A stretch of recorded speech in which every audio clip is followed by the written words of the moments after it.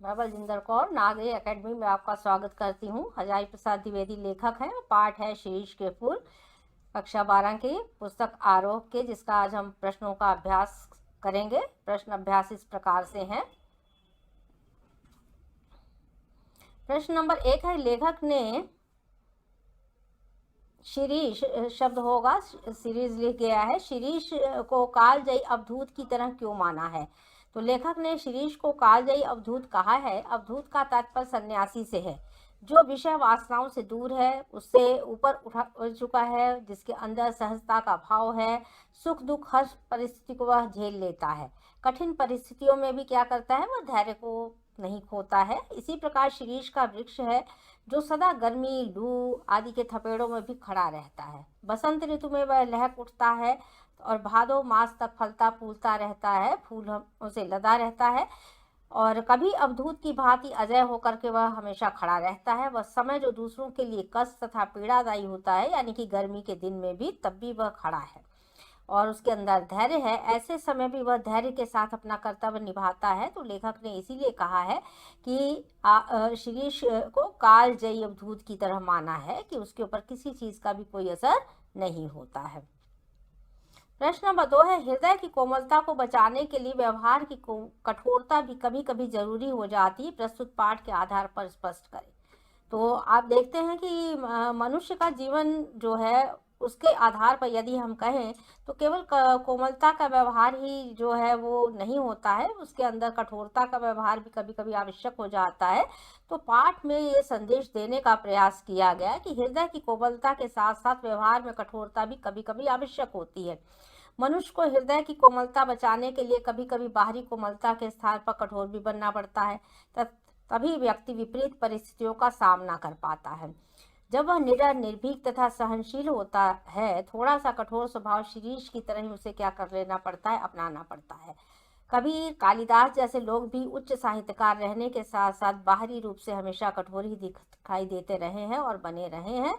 इसलिए कठोरता और विनम्रता दोनों ही भाव, कोमलता भी होनी चाहिए। प्रश्न नंबर 4 है, हाय वह अवधूत आज कहाँ है, ऐसा कहकर लेखक ने अपने बल पर देह बल के वर्चस्व की वर्तमान सभ्यता के संकट की ओर संकेत किया है। कैसे? हाय वह अवधूत आज कहाँ है, ऐसा कहकर लेखक ने आत्मबल पर देह बल के वर्चस्व की वर्तमान सभ्यता के संकट की ओर संकेत किया है। आज मनुष्य के अंदर आत्मबल का अभाव हो रहा है। सांसारिक माया मोह से ऊपर उठकर जीने वाला व्यक्ति अब नहीं रहा है। शिरीष भी कष्टों के बीच फलता फूलता है, उसे भी कष्ट पीड़ा होती है, लेकिन देखिए उसे भी प्रेरणा प्राप्त होती है। परंतु आज का मनुष्य आत्मबल से दूर होता जा रहा है। मानव मूल्यों को हमने त्याग दिया है। हिंसा, अत्याचार, असत्य, गलत प्रवृत्तियों का शिकार हो रहा है मनुष्य। उसके इर्द गिर्द चारों तरफ तनाव का माहौल है। गांधी जैसा व्यक्तित्व अब नहीं रहा है। लोगों के अंदर धैर्य नहीं है, कर्तव्य निष्ठा नहीं, सत्य नहीं है। वह केवल ताकत के बल पर ही अपना प्रदर्शन करना चाहता है। तो इसीलिए कहा गया कि सहनशीलता नहीं है उसके अंदर। अब वो थोड़ी सी चीज में ही डगमगा जाता है, इसीलिए उसे जो है कैसा होना चाहिए, इसका जो है वर्णन किया गया है। प्रश्न नंबर 5 है, कवि साहित्यकार के लिए अनासक्त योगी की स्थिर प्रज्ञता और विदग्ध प्रेमी का हृदय एक साथ आवश्यक है। ऐसा विचार प्रस्तुत करके लेखक ने साहित्य कर्म के लिए बहुत ऊंचा मानदंड निर्धारित किया, विस्तार पूर्वक समझाएं। पाठ में देखिए प्रश्न जो है काफी बड़े बड़े हैं, और उनके भाव को पहले जब आप समझ लेते हैं तब आप उनके उत्तर भी सही सही लिख पाते हैं। तो जो अनासक्त है, जो योगी है, जिसके अंदर प्रज्ञता है, विदग्धता है, विदग्ध प्रेमी है, उसकी बात की जा रही। कैसा, क्यों ऐसा हृदय भी आवश्यक है। हजारी प्रसाद द्विवेदी मानते हैं कि कवि को योगी की तरह स्थिर होना चाहिए, प्रज्ञता होनी चाहिए, बुद्धिमत्ता होनी चाहिए, विदग्ध प्रेमी की तरह जलते, विदग्ध मतलब कि जले हुए प्रेमी की तरह से जो है उसका हृदय जो है भीतर उसका होना चाहिए, तपा हुआ होना चाहिए जिसे कहा जा सकता है। जिसके अंदर यह गुण होंगे वही एक योग्य कवि भी होगा, उसे सहृदय भी होना पड़ेगा। इसीलिए लेखक ने कवि कालिदास को महान बताया, क्योंकि वो एक तपे हुए लोग हैं, ज्ञानी लोग हैं, क्योंकि वह अनासक्त थे। जो व्यक्ति समान, मस्त, बेपरवाह, धैर्यशील तथा जिसके भीतर परखने की क्षमता, सौंदर्य प्रेमी होगा, जिसमें आनंद की अनुभूति के साथ साथ जो सौंदर्य को देखने वाला होगा, वही व्यक्ति कैसा होगा, एक अच्छा कवि होगा। एक अच्छे कवि का हृदय सहृदय भी होता है और वो बुद्धिमान भी होगा और उसके अंदर सारे सौंदर्य को परखने की क्षमता भी होगी। और ये गुण किसके अंदर विद्यमान है? कवि ने माना है कि ये गुण कालिदास के अंदर विद्यमान थे, इसीलिए क्या है, वे श्रेष्ठ कवि माने जाते हैं। प्रश्न नंबर 6 है, सर्वग्रासी काल की मार से बचते हुए वही दीर्घजीवी हो सकता है जिसने अपने व्यवहार में जड़ता छोड़कर बदल रही है, स्थितियों में निरंतर अपनी गतिशीलता बनाए रखी। पाठ के आधार पर स्पष्ट करें। तो लेखक का मानना है कि काल की मार से बचते हुए व्यक्ति तभी दीर्घजीवी हो सकता है, लंबी उम्र तभी उसकी हो सकती है जब वह निरंतर अपनी गतिशीलता को बनाए रखता है। वो आलस्य नहीं करेगा, गतिशील होगा, कार्य करने की क्षमता होगी। समय देखिए परिवर्तनशील है, व्यक्ति को भी परिवर्तनशील होना चाहिए, बदलती परिस्थितियों के अनुसार स्वयं को ढालने का प्रयास करना चाहिए। जो व्यक्ति प्रयास नहीं करता है, परिस्थितियों में ढलता नहीं है, वो ज़्यादा कष्ट पाता है, आगे नहीं बढ़ता है। इसको भी बताया है।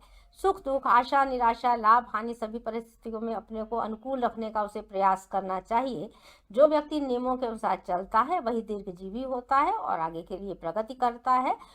तो इसलिए सर्वग्रासी काल की मार से भी नहीं बचा जा सकता है। इसका आंसर जो है इस प्रकार से है। प्रश्न नंबर 7 है, देखिए आशय स्पष्ट करना है और आशय स्पष्ट करने में 3 आपके दिए गए हैं। क नंबर है, दुरंत प्राणधारा और सर्वव्यापक कालाग्नि का संघर्ष निरंतर चल रहा है। मूर्ख समझते हैं कि जहां बने हैं वहीं देर तक बने रहे तो काल देवता की आंख बचा पाएंगे। भोले हैं वे, हिलते डुलते रहो, स्थान बदलते रहो, आगे की ओर मुंह किए रहो तो कोड़े की मार से बच भी सकते हो, जमे की मरे। तो लेखक ने बहुत बड़ी बात कह दी कि लंबा जीवन जीने चाहिए। जो है प्राणधारा कहाँ से किसी को प्राप्त होती है, और कालाग्नि जो है वो काल की अग्नि है। ये दोनों चीज़ें क्या है, निरंतर उनके बीच में संघर्ष होता रहता है। दुनिया में जीवन शक्ति जो है सब जगह समाई काल रूपी अग्नि, इन दोनों के बीच में हमेशा संघर्ष चलता रहता है।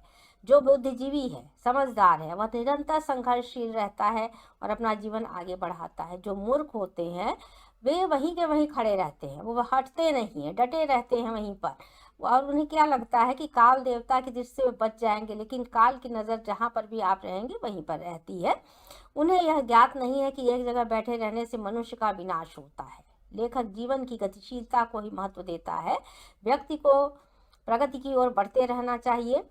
वह मृत्यु से भी कभी नहीं बच सकता है। जड़ता को मृत्यु के समान बताया है तथा गतिशीलता को लेखक ने, कवि ने मनुष्य का जीवन से माना है। तो इस प्रकार से आशय स्पष्ट करना है और एक्सप्लेन आपको कर देना है। ख नंबर है, जो कभी अनासक्त नहीं रह सकता, जो फक्कड़ नहीं बन सका, जो किए कराए का लेखा जोखा मिटाने में उलझ गया, वह भी क्या कवि है। मैं कहता हूँ कवि बनना है मेरे दोस्तों तो फक्कड़ बनो। पूरे पाठ में वर्णन किया हुआ है हजारी प्रसाद द्विवेदी जी ने। लेखक कहते हैं कि कवि फक्कड़ नहीं बना, अगर जो केवल लेखा जोखा मिटाने में जुटा रहा है, उसी में उलझा हुआ है, तो वह कभी भी सच्चा कवि नहीं बन सकता है, ना कभी वह कवि बन सकता है।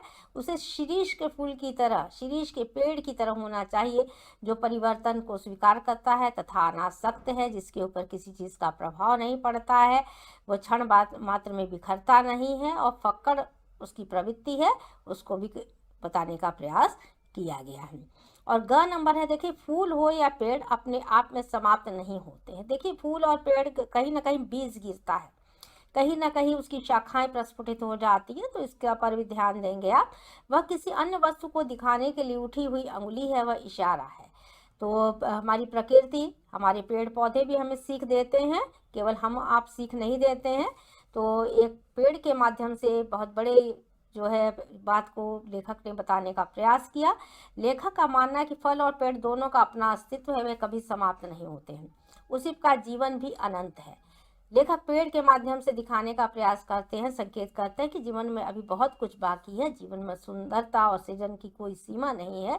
हर काल में सौंदर्य की कल्पना व सौंदर्य की रचना का स्वरूप अलग अलग होता है, दृष्टिकोण अलग अलग होते हैं। एक पीढ़ी के पश्चात दूसरी पीढ़ी आती है और एक गतिशीलता और आवागमन इस दुनिया में बना रहता है। शीरीष के पेड़ से हमें संदेश लेना चाहिए, और इस तरह से एक बहुत ही महत्वपूर्ण विषय और पाठ आपने पढ़ा है। चैनल को सब्सक्राइब करें, वीडियो को लाइक करें, शेयर करें, कमेंट लिखा करें। धन्यवाद।